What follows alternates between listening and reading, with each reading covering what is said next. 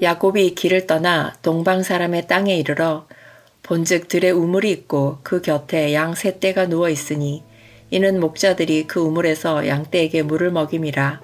큰 돌로 우물 아귀를 덮었다가 모든 떼가 모이면 그들이 우물 아귀에서 돌을 옮기고 그 양떼에게 물을 먹이고는 우물 아귀 그 자리에 다시 그 돌을 덮더라. 야곱이 그들에게 이르되 내 형제여 어디서 왔느냐? 그들이 이르되 하란에서 왔노라. 야곱이 그들에게 이르되 너희가 나홀의 손자 라반을 아느냐? 그들이 이르되 아노라. 야곱이 그들에게 이르되 그가 평안하냐? 이르되 평안하니라. 그의 딸 라헬이 지금 양을 몰고 오느니라. 야곱이 이르되 해가 아직 높은즉 가축 모일 때가 아니니 양에게 물을 먹이고 가서 풀을 뜯게 하라.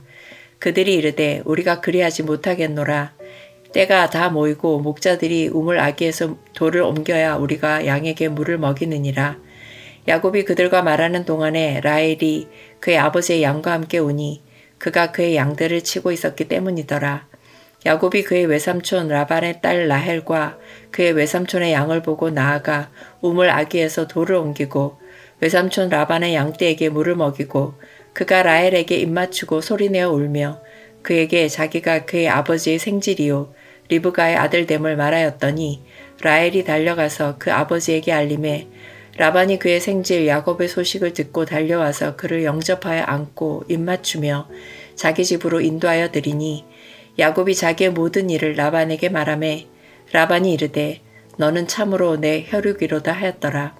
야곱이 한 달을 그와 함께 거주하더니 라반이 야곱에게 이르되 내가 비록 내 생질이나 어찌 그저 내 일을 하겠느냐. 내 품삯을 어떻게 할지 내게 말하라. 라반에게 두 딸이 있으니 언니의 이름을 레아요 아우의 이름을 라헬이라. 레아는 시력이 약하고 라헬은 곱고 아리따우니 야곱이 라헬을 더 사랑하므로 대답하되 내가 외삼촌의 작은 딸 라헬을 위하여 외삼촌에게 7년을 섬기리이다. 라반이 이르되 그를 내게 주는 것이 타인에게 주는 것보다 나으니 나와 함께 있으라. 야곱이 라헬을 위하여 7년 동안 라반을 섬겼으나 그를 사랑하는 까닭에 7년을 며칠같이 여겼더라.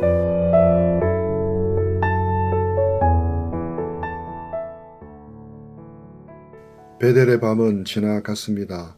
하늘문이 열리고 하나님의 약속이 쏟아지던 그 찬란한 밤은 지나고 야곱은 다시 길 위에 섰습니다. 1절 야곱이 길을 따라 동방 사람의 땅에 이르러 야곱은 동방 사람의 땅으로 향했습니다. 지리적으로는 하란이지만 영적으로는 하나님이 지시한 언약의 여정입니다. 브엘세바에서 하란까지 약 800km 대장정입니다. 그 긴 길을 야곱은 소망으로 견뎠습니다. 마침내 한 곳에 이릅니다.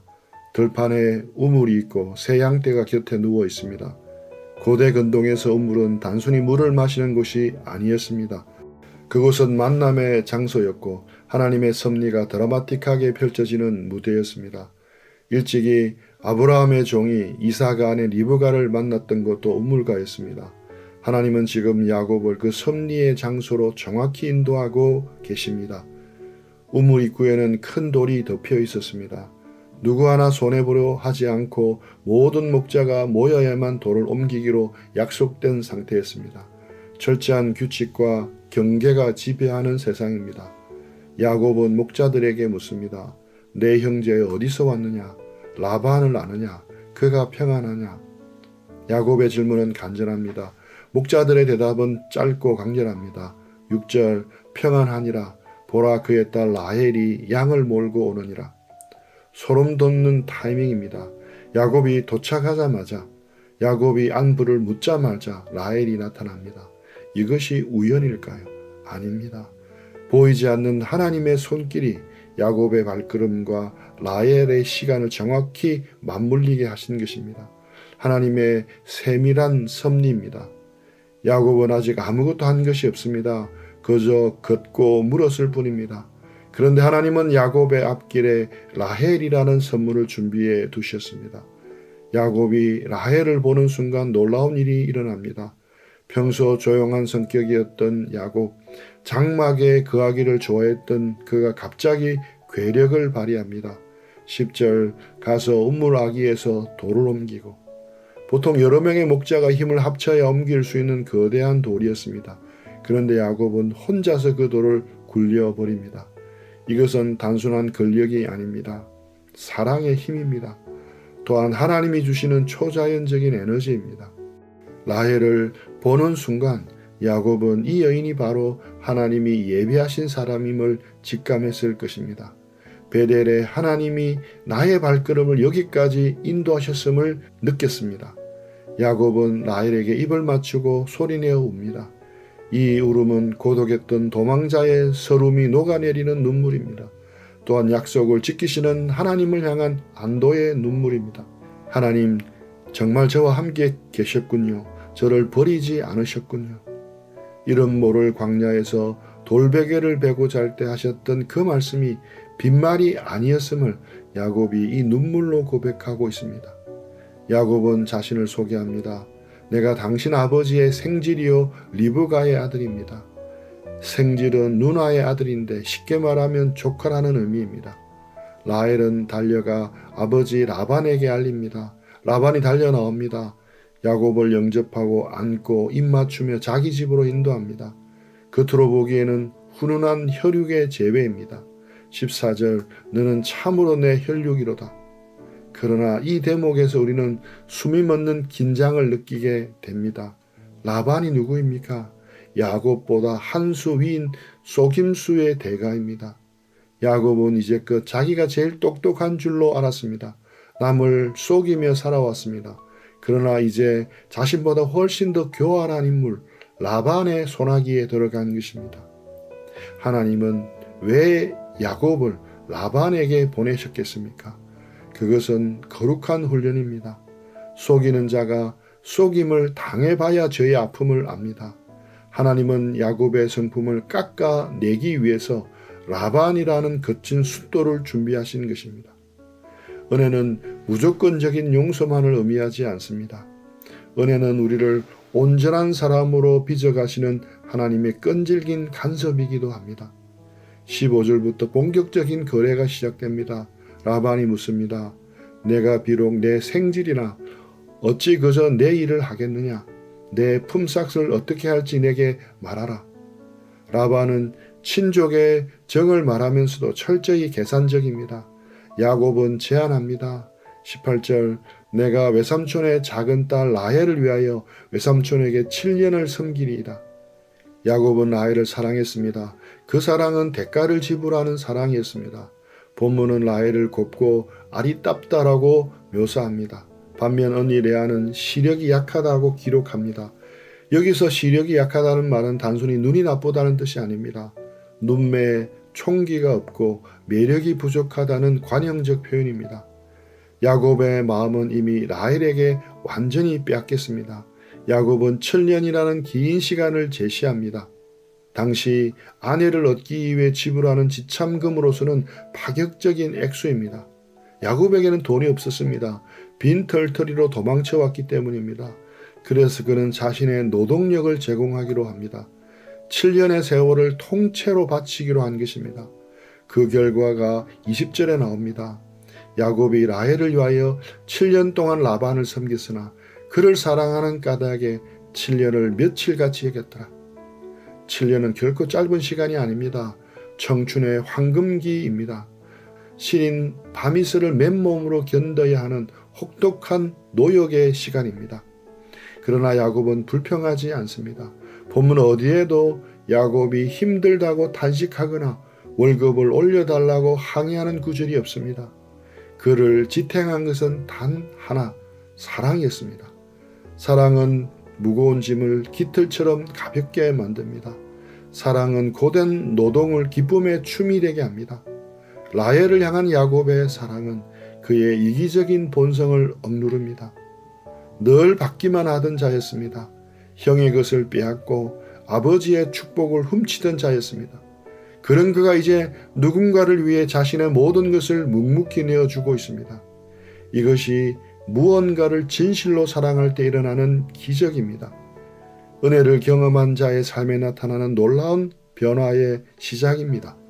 그런데 우리는 이 아름다운 로맨스 이면에서 역사하시는 하나님의 주권적인 손길을 보아야 합니다. 라반은 어떤 사람입니까? 창세기 24장에서 아브라함의 늙은 종이 리브가를 데려가기 위해 값비싼 폐물을 꺼냈을 때 라반의 눈이 반짝였습니다. 그는 철저한 물질주의자였습니다. 혈육조차도 자신의 이익을 위한 도구로 보는 교활한 자였습니다. 하나님은 야곱을 훈련시키기 위해 가장 완벽한 조교를 준비하셨습니다. 바로 라반입니다. 뛰는 놈 위에 나는 놈이 있습니다. 속이는 자 야곱이 더 지독하게 속이는 자 라반을 만났습니다. 20절 위에 펼쳐질 이야기이지만 훗날 야곱은 7년을 채우고 맞이한 첫날 밤이 지나고 나서 아침에 눈을 뜹니다. 그런데 곁에 누워있는 것은 사랑하는 라헬이 아닌 레아였습니다. 눈이 어두운 아버지를 감쪽같이 속였던 야곱이 캄캄한 어둠 속에서 장인에게 철저히 속임을 당했습니다. 형의 장자권을 빼앗았던 야곱이 언니보다 아우를 먼저 주는 것이 우리 지방의 법이 아니다 라며 라반의 조롱 섞인 합리화를 뼈아프게 들어야 했습니다. 이를 신적 보응의 원리라고 부릅니다. 하나님의 징계는 얼마나 섬세하고 정확합니까? 우리가 심은 죄의 씨앗은 반드시 우리의 삶에 거두게 됩니다. 속이는 자는 속임당하는 고통을 겪어야만 그 죄가 얼마나 악독한 것인지 깨닫습니다. 그러나 기억하십시오. 이것은 하나님의 저주가 아닙니다. 은혜의 추적입니다. 영혼의 썩은 부위를 도려내는 위대한 외과의사의 칼날입니다. 하나님은 야곱의 내면에 있는 기만과 교만을 철저히 깨뜨리셔야 했습니다. 은혜하게 후사로 서시기 위해 그 불순물을 불로 연단하셔야만 했습니다. 야곱은 라반의 집에서 무려 20년을 머슴처럼 썩어야 했습니다. 그 억울하고 지난한 시간 속에서 야곱은 자신의 옛자아가 산산조각 나는 고통을 겪습니다. 성화의 과정은 아픕니다. 나의 자아가 부서지는 비명이 수반됩니다. 그러나 그 철저한 부서짐 없이는 결코 이스라엘이라는 영광스러운 이름으로 빚어질 수 없습니다. 이 수고하고 땀 흘리는 야곱의 모습에서 우리는 마침내 누군가를 발견합니다. 바로 우리를 위해 기꺼이 종의 형체를 입으신 예수 그리스도입니다. 야곱은 라헬이라는 한 여인을 얻기 위해 7년을 수고했습니다. 그러나 우리 주님은 반역하고 도망친 우리를 신부로 맞이하기 위해 자기의 영원한 생명을 내어주셨습니다.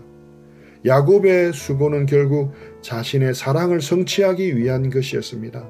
그러나 예수님의 수고는 철저히 자기를 비우는 이타적인 희생이었습니다.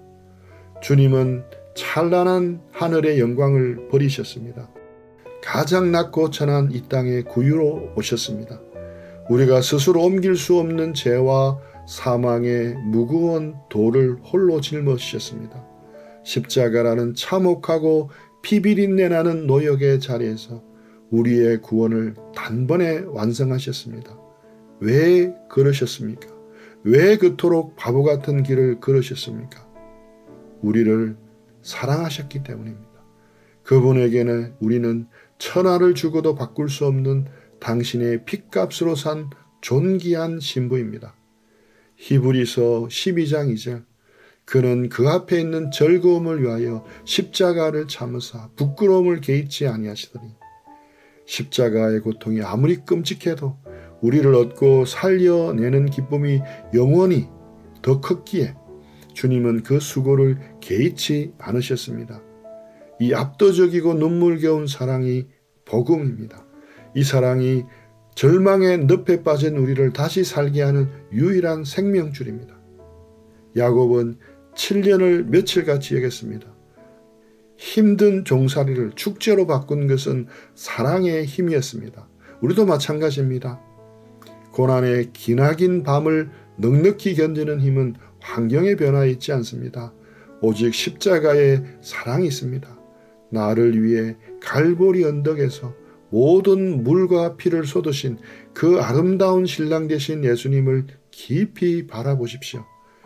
나를 구원하신 주님을 향한 첫사랑의 감격이 우리 영혼에 다시 불타오를 때 우리의 고된 일상은 며칠같이 여겨지는 은혜를 누리게 됩니다. 원수 같은 라반조차 긍휼히 여기며 품어낼 수 있는 하늘의 넉넉함이 우리 안에 부어집니다. 하나님이 작정하신 그 훈련의 기한이 차면 마침내 우리의 발걸음을 다시 영광의 베델로, 마침내 영원한 하늘 본향으로 이끌어 주실 것입니다. 그 영광의 날을 소망하며 우리를 위해 십자가에서 7년을 며칠같이 인내하신 그리스도의 사랑을 가슴에 품으십시오. 오늘도 묵묵히 그러나 기쁨과 찬송으로 우리에게 주어진 신앙의 길, 제자의 길을 가는 주님의 참된 신분들이 되시기를 주님의 이름으로 축원합니다. 우리 들은 말씀 생각하면서 묵상하며 기도하며 주님과 교제하는 시간들 가지겠습니다.